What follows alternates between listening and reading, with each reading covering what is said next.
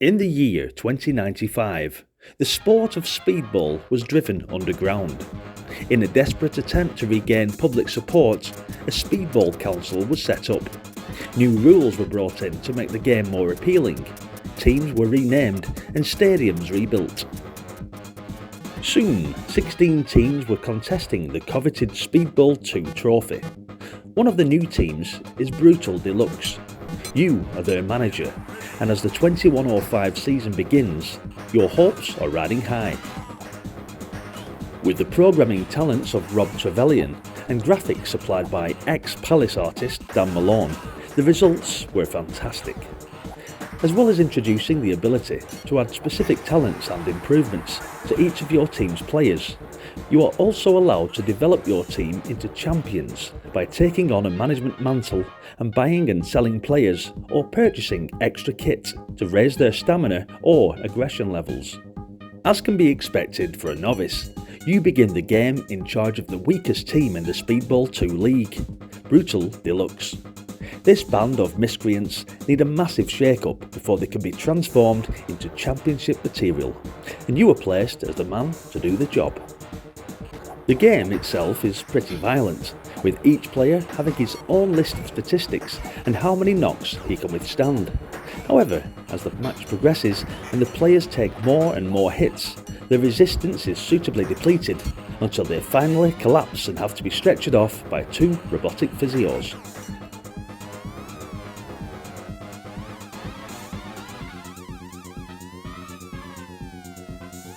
The joystick's directional controls send the player nearest the ball running in the relevant direction, whilst the fire button prompts a throw or a shot, the strength of which is determined by how long the fire button is held down for.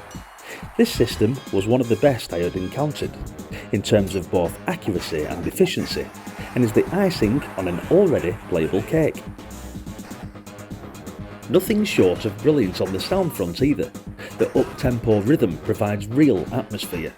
The sound of the ball crashing against the metal pitch is tuned to perfection, as are all the effects. And we can't forget the iconic salesman who shouts out "Ice cream" at every possible opportunity. Ice cream! Ice cream! Bouncing the ball off one of the raised domes or the stars you see on the walls will score extra points. There's also a score multiplier, activated by throwing the ball up one of the spiral ramps. Hit it twice and it doubles any points you then score until deactivated by the enemy. Other special features include 4 electro bounces, electrifying the ball causing it to tackle the next player it hits, and 4 warp gates which zap the ball between them.